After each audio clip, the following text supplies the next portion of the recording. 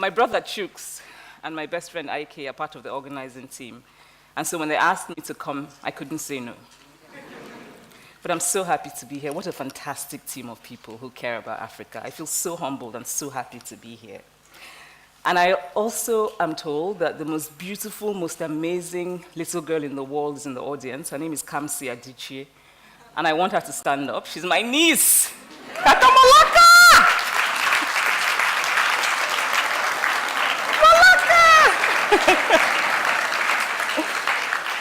So I would like to start by telling you about one of my greatest friends, Okoloma Madwewesi.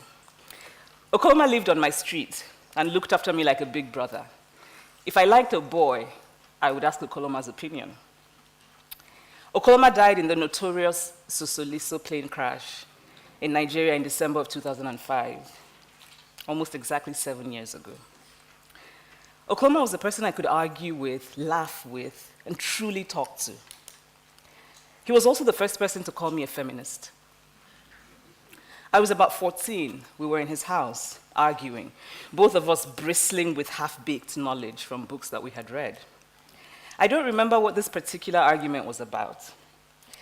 But I remember that as I argued and argued, Okoloma looked at me and said, "You know, you're a feminist." It was not a compliment. I could tell from his tone, the same tone that you would use to say something like, "You're a supporter of terrorism." I did not know exactly what this word feminist meant, and I did not want Okoloma to know that I did not know. So I brushed it aside and I continued to argue. And the first thing I planned to do when I got home was to look up the word feminist in the dictionary. Now, fast forward to some years later. I wrote a novel about a man who, among other things, beats his wife and whose story doesn't end very well. While I was promoting the novel in Nigeria, a journalist, a nice, well-meaning man, told me he wanted to advise me. And for the Nigerians here, I'm sure we're all familiar with how quick our people are to give unsolicited advice. He told me that people were saying that my novel was feminist, and his advice to me, and he was shaking his head sadly as he spoke, was that I should never call myself a feminist because feminists are women who are unhappy because they cannot find husbands. So I decided to call myself a happy feminist. Then an academic, a Nigerian woman, told me that feminism was not our culture, that feminism was an African, and that I was calling myself a feminist because I had been corrupted by Western books. Which amused me because a lot of my early reading was decidedly unfeminist. I think I must have read every single Milton Boone romance published before I was 16. And each time I try to read those books called the feminist classics, I get bored, and I really struggle to finish them. But anyway, since feminism was un-African, I decided I would now call myself a happy African feminist. At some point, I was a happy African feminist who does not hate men and who likes lip gloss and who wears high heels for herself but not for men. Of course, a lot of this was tongue-in-cheek, but that word feminist is so heavy with baggage, negative baggage. You hate men, you hate bras, you hate African culture, that sort of thing. Now, here's a story from my childhood. When I was in primary school, my teacher said at the beginning of term that she would give the class a test, and whoever got the highest score would be the class monitor. Now, class monitor was a big deal. If you were a class monitor, you got to write down the names of noisemakers, which was heady enough power on its own. But my teacher would also give you a cane to hold in your hand while you walked around and patrolled the class for noisemakers. Now, of course, you were not actually allowed to use the cane. But it was an exciting prospect for the 9-year-old me. I very much wanted to be the class monitor, and I got the highest score on the test. Then, to my surprise, my teacher said that the monitor had to be a boy. She had forgotten to make that clear earlier because she assumed it was obvious. A boy had the second highest score on the test, and he would be monitor. Now, what was even more interesting about this is that the boy was a sweet, gentle soul who had no interest in patrolling the class with a cane. while I was full of ambition to do so. But I was female, and he was male, and so he became the class monitor. And I've never forgotten that incident. I often make the mistake of thinking that something that is obvious to me is just as obvious to everyone else. Now, take my dear friend Louis, for example. Louis is a brilliant progressive man, and we would have conversations, and he would tell me, I don't know what you mean by things being different or harder for women. Maybe in the past, but not now. And I didn't understand how Louis could not see what seemed so self-evident. Then one evening in Lagos, Louis and I went out with friends. And for people here who are familiar with Lagos, there's that wonderful Lagos fixture, the sprinkling of energetic men who hang around outside establishments and very dramatically help you park your car. I was impressed with the particular theatrics of the man who found us a parking spot that evening. And so as we were leaving, I decided to give him a tip. I opened my bag, put my hand inside my bag, brought out my money that I had earned from doing my work, and I gave it to the man. And he, this man who was very grateful and very happy, took the money from me, looked across at Louis, and said, "Thank you, sir."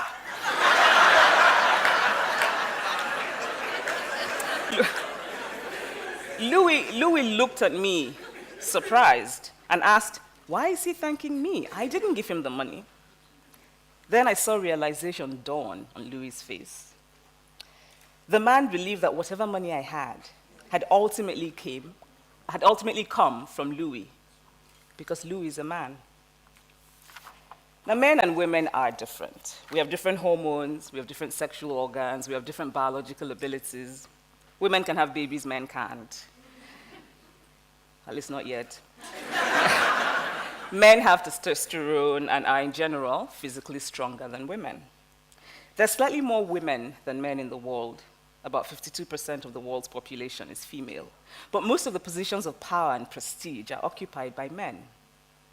The late Kenyan Nobel Peace Laureate, Wangari Maathai, put it simply and well when she said, "The higher you go, the fewer women there are." In the recent US elections, we kept hearing of the Lilly Ledbetter Law.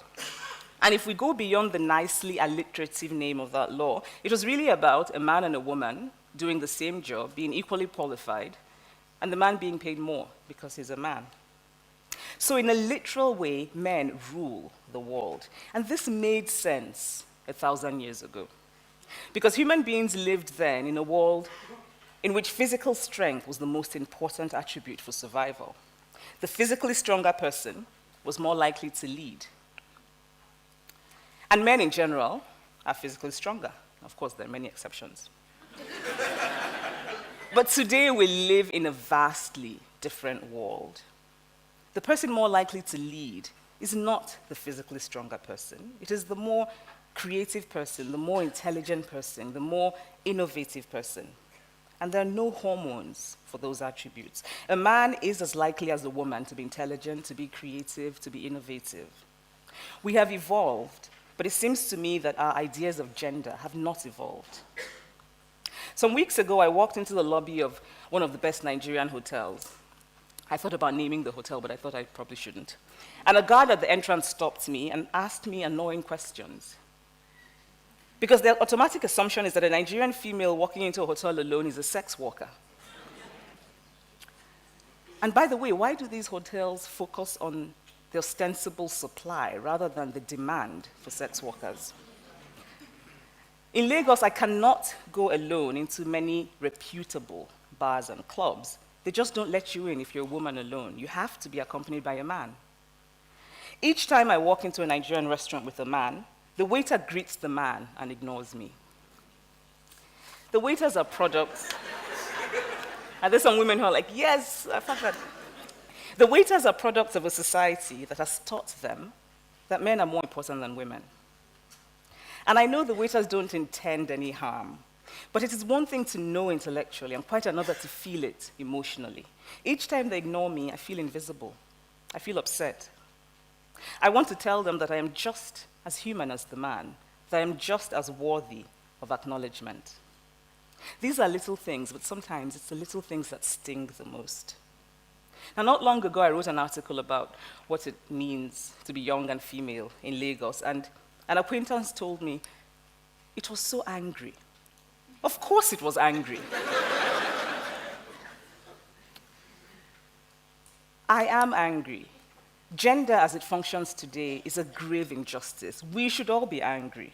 Anger has a long history of bringing about positive change. But in addition to being angry, I'm also hopeful, because I believe deeply in the ability of human beings to make and remake themselves for the better. Gender matters everywhere in the world, but I want to focus on Nigeria and on Africa in general, because it is where I know and because it is where my heart is. And I would like today to ask that we begin to dream about and plan for a different world, a fairer world. A world of happier men and happier women who are truer to themselves. And this is how to start. We must raise our daughters differently. We must also raise our sons differently. We do a great disservice to boys in how we raise them. We stifle the humanity of boys. We define masculinity in a very narrow way. Masculinity becomes this hard, small cage, and we put boys inside the cage. We teach boys to be afraid of fear. We teach boys to be afraid of weakness, of vulnerability. We teach them to mask their true selves because they have to be, in Nigeria speak, hard man. In secondary school, a boy and a girl, both of them teenagers, both of them with the same amount of pocket money, would go out and the boy would be expected always to pay to prove his masculinity. And yet we wonder why boys are more likely to steal money from their parents. What if both boys and girls were raised not to link masculinity with money?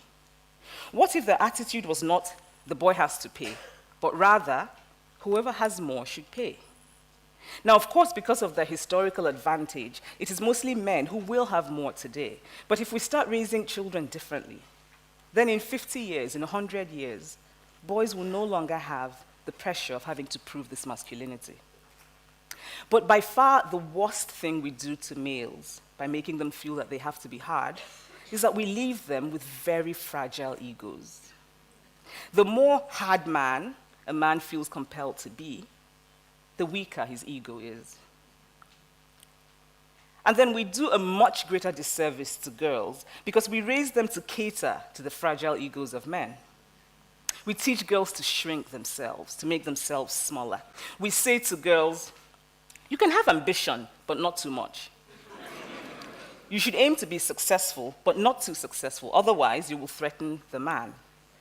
If you are the breadwinner in your relationship with a man, you have to pretend that you're not, especially in public. Otherwise, you will emasculate him.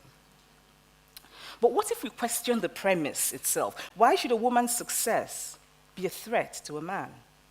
What if we decide to simply dispose of that word? And I don't think there's an English word I dislike more than emasculation. A Nigerian acquaintance once asked me if I was worried that men would be intimidated by me.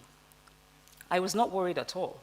In fact, it had not occurred to me to be worried because a man who will be intimidated by me is exactly the kind of man I would have no interest in.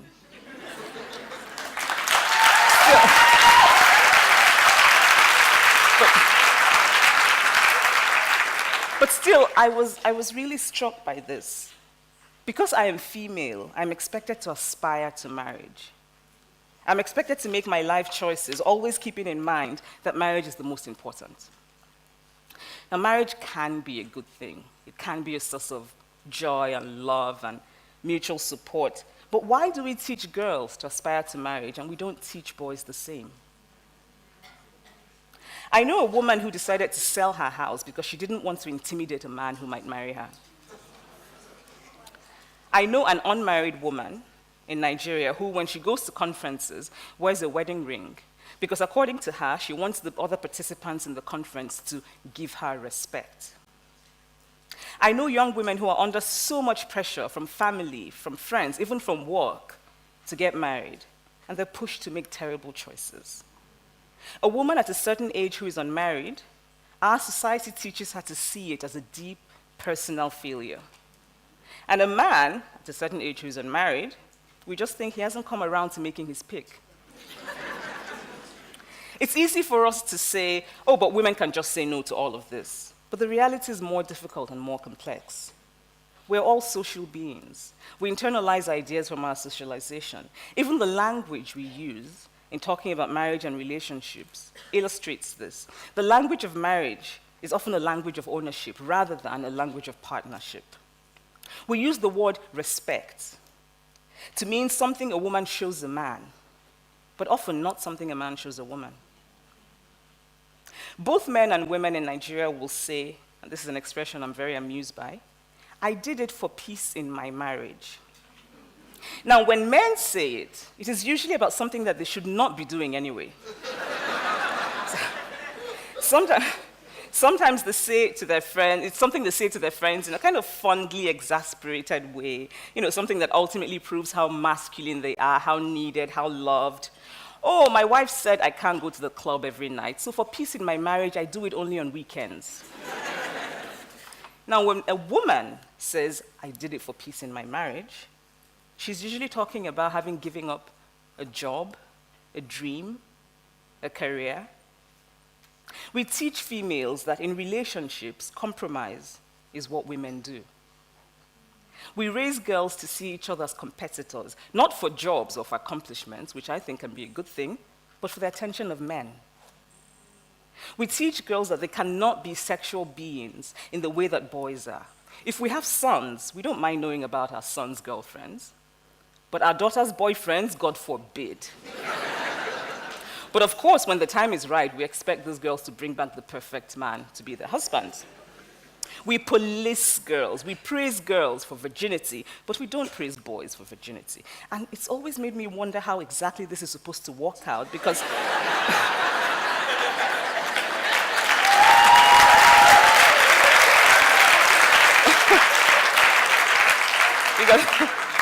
the loss of virginity is usually a process that involves people. Recently, a young woman was gang raped in a university in Nigeria. I think some of us know about that. And the response of many young Nigerians, both male and female, was something along the lines of this.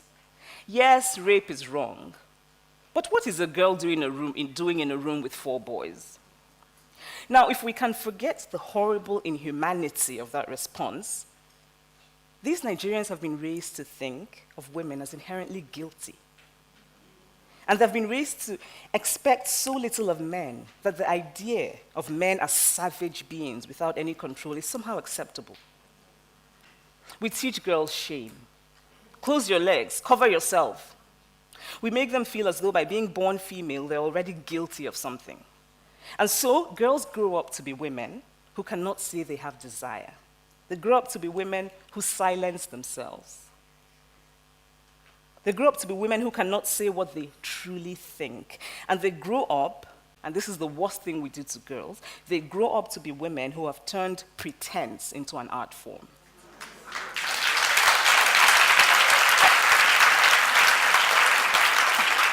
I know a woman who hates domestic work. She just hates it. But she pretends that she likes it. Because she's been taught that to be good wife material, she has to be, to use that Nigerian word, very homely. And then she got married, and after a while, her husband's family began to complain that she had changed. Actually, she had not changed. She just got tired of pretending. The problem with gender is that it prescribes how we should be, rather than recognizing how we are. Now imagine how much happier we would be, how much freer to be our true individual selves if we didn't have the weight of gender expectations. Boys and girls are undeniably different, biologically, but socialization exaggerates the differences, and then it becomes a self-fulfilling process. Now take cooking, for example. Today, women in general are more likely to do the housework than men, the cooking and cleaning. But why is that? Is it because women are born with a cooking gene? Or because over years they have been socialized to see cooking as their role? Actually, I was going to say that maybe women are born with a cooking gene, until I remembered that the majority of the famous cooks in the world, who we give the fancy title of chefs, are men. I used to look at my grandmother, who was a brilliant, brilliant woman, and wonder how she would have been if she had the same opportunities as men when she was growing up. Now, today, there are many more opportunities for women than there were during my grandmother's time because of changes in policy, changes in law, all of which are very important. But what matters even more is our attitude, our mindset, what we believe and what we value about gender. What if, in raising children, we focus on ability instead of gender? What if in raising children, we focus on interest instead of gender? I know a family who have a son and a daughter, both of whom are brilliant at school, who are wonderful, lovely children. When the boy is hungry, the parents say to the girl, "Go and cook Indomie noodles for your brother."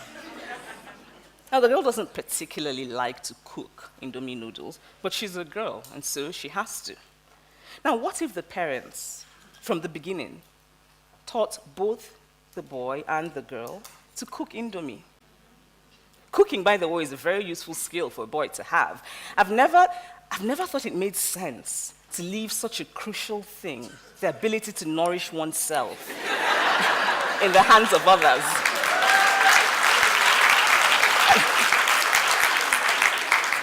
I know a woman who has the same degree and the same job as her husband. When they get back from work, she does most of the housework, which I think is true for many marriages. But what struck me about them was that whenever her husband changed the baby's diaper, she said thank you to him. Now, what if she saw this as perfectly normal and natural, that he should, in fact, care for his child? I'm trying to unlearn many of the lessons of gender that I internalized when I was growing up. But I sometimes still feel very vulnerable in the face of gender expectations.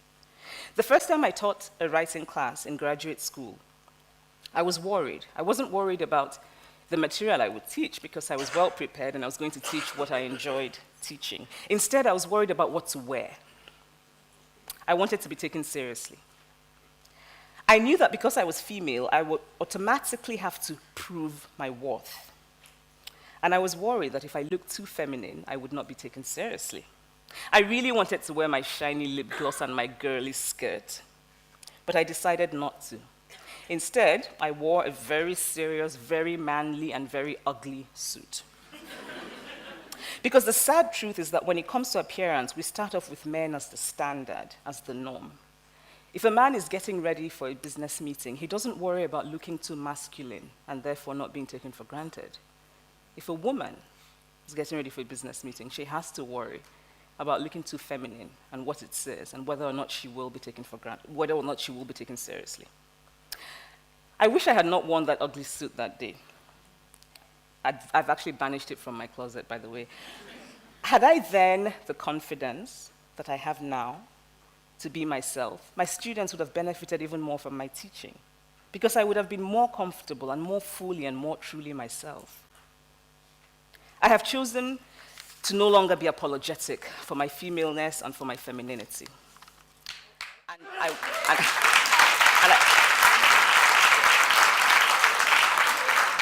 And I want to be respected in all of my femaleness because I deserve to be. Gender is not an easy conversation to have. For both men and women, to bring up gender is sometimes to encounter an almost immediate resistance. I can imagine some people here actually thinking, women too do serve. Some of the men here might be thinking, okay, all of this is interesting, but I don't think like that. And that is part of the problem. That many men do not actively think about gender or notice gender is part of the problem of gender. That many men say, like my friend Louis, that everything is fine now. And that many men do nothing to change it. If you are a man and you walk into a restaurant with a woman and the waiter greets only you, does it occur to you to ask the waiter, why haven't you greeted her?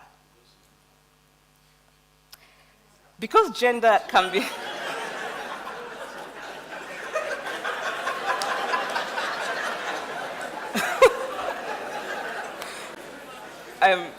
Actually, Women Rapper was part of the longer version of this talk. So because gender it can be very uncomfortable conversation to have, there are very easy ways to close it, to close the conversation.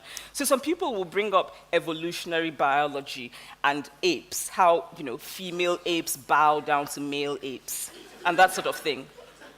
But the point is, we're not apes.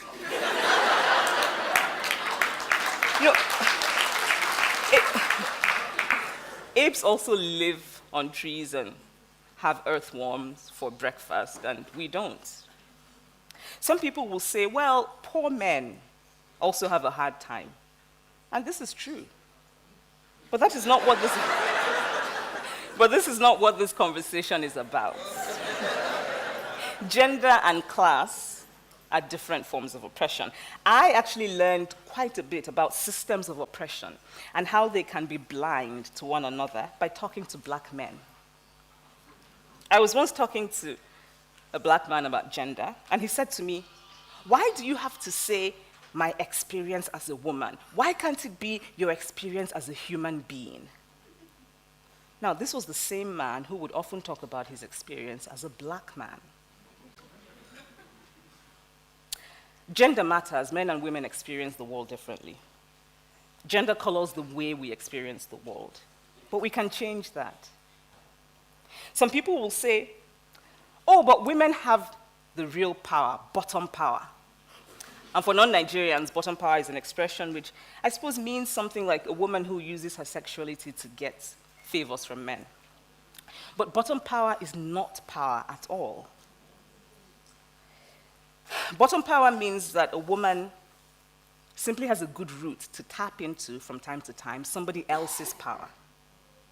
And then, of course, we have to wonder what happens when that somebody else is in a bad mood, or sick, or impotent.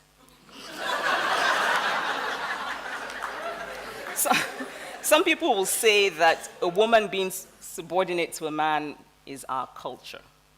But culture is constantly changing. I have beautiful twin nieces who are 15 and live in Lagos. If they had been born 100 years ago, they would have been taken away and killed. Because it was our culture, it was Igbo culture to kill twins. So what is the point of culture? I mean, there's the decorative, the dancing, but also culture really is about preservation and continuity of a people. In my family, I am the child who is most interested in the story of who we are, in our traditions, in the knowledge of ancestral lands. My brothers are not as interested as I am, but I cannot participate. I cannot go to Munnan meetings. I cannot have a say because I am female. Culture does not make people. People make culture. So if it is in fact true, so if it is in fact true that the full humanity of women is not our culture, then we must make it our culture. I think very often of my dear friend, Ukoloma Madoewesi. May he and all the others who passed away in that Sosoliso crash continue to rest in peace. He will always be remembered by those of us who loved him. And he was right that day many years ago when he called me a feminist. I am a feminist. And when I looked up the word in the dictionary that day, this is what it said. Feminist, a person who believes in the social, political, and economic equality of the sexes. My great-grandmother, from the stories I've heard, was a feminist. She ran away from the house of the man she did not want to marry and ended up marrying the man of her choice. She refused, she protested, she spoke up whenever she felt she was being deprived of access, of land, that sort of thing. My great-grandmother did not know that word feminist, but it doesn't mean that she wasn't one. More of us should reclaim that word. My own definition of feminist is, a feminist is a man or a woman who says,